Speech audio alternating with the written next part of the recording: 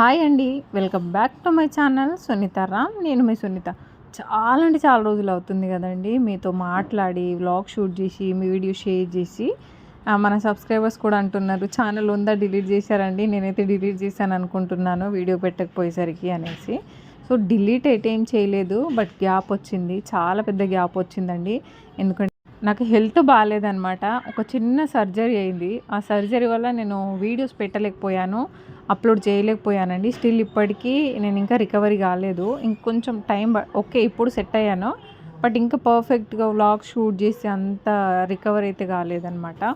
So అందుకే videos అయితే నేనేం షేర్ చేయలేదు. బట్ ఇది నేను ఆ హాస్పిటల్ నుంచి వచ్చిన సెకండ్ థర్డ్ డే వీడియో అనమాట. పిల్లలు ఇంకా నా హాస్పిటల్ నుంచి వచ్చేసరికి ఇంకా నేను చేయలేని పరిస్థితుల్లో పిల్లలు నాకు ఎంత హెల్ప్ చేస్తున్నారో వీడియోలో చూడండి. సో చాలా హెల్ప్ చేస్తున్నారనమాట. వీళ్ళు సగం పని చేసి పెడుతున్నారు నాకు అనుకోవాలి. సో ఇంకా కూరగాయలు తీసుకొచ్చి పెట్టారనమాట, కూరగాయలు లేకుండా ఇంట్లో.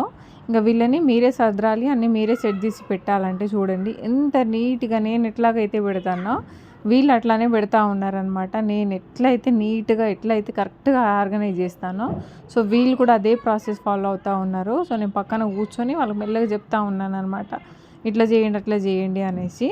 సో ఇంకా నేను చెప్పిన దానికంటే వాళ్ళు ఎక్కువనే చేస్తున్నారండి. ఆ బాక్సెస్ అన్నీ క్లీన్ చేసి అదంతా మంచిగా చేసి, కూరగాయలు మనకి ఎక్కువ రోజులు ఉండాలి, పాడవ్వకుండా ఉండాలి అంటే కింద పేపర్స్ పెట్టుకోవాలి. అది కూడా న్యూస్ పేపర్ కాదండి, మనకి వైట్ A4 షీట్స్ లేదా పిల్లల నోట్బుక్స్లో కొంచెం అవసరం లేని పేపర్స్ ఉంటాయి కదా, ఆ పేపర్స్ పెట్టామనుకోండి ఆ తడి అంతా ఆ పేపర్స్ తీసేసుకొని కొంచెం ఎక్కువ రోజులు స్టోర్ ఉంటాయి అన్నమాట. చాలా రోజులు ఎక్కువ రోజులు మనకు నిల్వ ఉంటాయి అన్నమాట.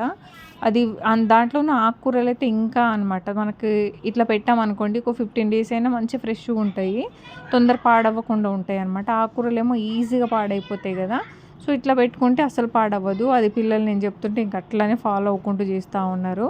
సో మరి ఇంకా ఆకుకూరలకి వెనకాల కాడలు కట్ చేసి నీట్గా తీసేసి దేనికి దానికి అట్లా పెడతా ఉన్నారనమాట.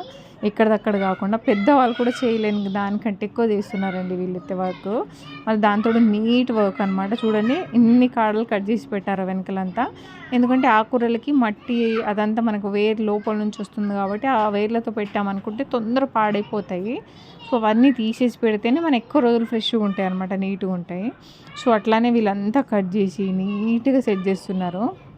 అప్పటికే మా చెల్లెలు వచ్చింది, అయినా ఆమె కంటే ఎక్కువ వీళ్ళు హెల్ప్ అంటే ఆమెకు కూడా అంత హెల్ప్ చేస్తున్నారనమాట. ఆమెకు ఆ ఛాన్స్ ఇవ్వకుండా చేస్తున్నారు. సో అంతలా హెల్ప్ చేస్తున్నారండి. ఆకుకూరలన్నీ వీళ్ళే కట్ చేసి వీళ్ళే సెట్ చేసి తర్వాత మా చెల్లెలు వచ్చి ఇంకా వాళ్ళు ముగ్గురు కలిసేసి ఇక అవన్నీ చేసేస్తూ ఉన్నారనమాట. నిజంగా మనము ఏదైనా అండి పిల్లలు పని ఎందుకు చేయాలి, ఎందుకు చేయించాలి అనేసి అస్సలు అనుకోకూడదు.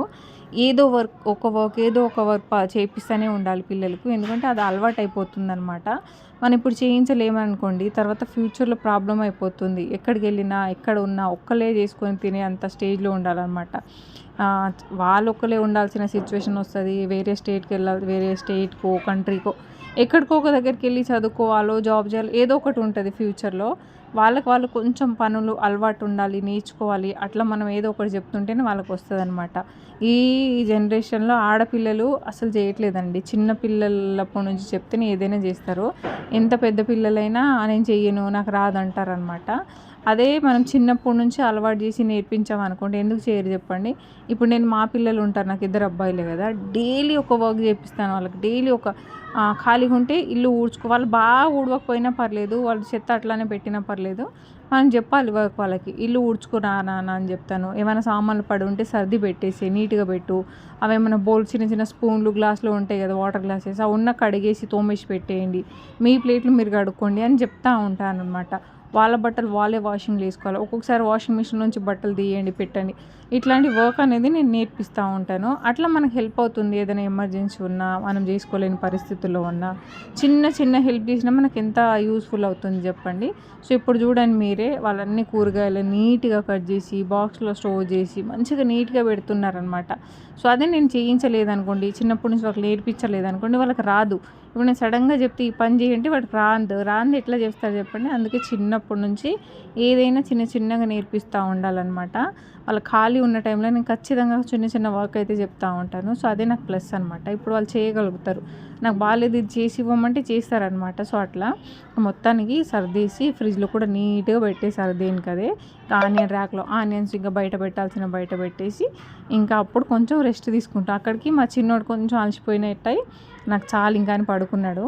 మావాడేమో ఇంకా బ్యాగ్స్ అవి ఉన్నాయి కదా, నేను ఫ్రిడ్జ్ కిందనే పెడతా అనమాట. సో అక్కడ పెట్టి అంటే పెట్టేసి వాళ్ళు రెస్ట్ తీసుకుంటున్నారు అనమాట. అట్లా నాకు ఏదైనా చిన్న చిన్న హెల్ప్, జ్వరం వచ్చిన ఏదైనా ఉన్నా చిన్న చిన్నవి చేసినా మనకు మంచి హెల్ప్ అవుతుంది కాబట్టి నేను చిన్నప్పటి నుంచి వాళ్ళకి ఈ పనులన్నీ చెప్పి నేర్పిస్తూ ఉంటాను అనమాట.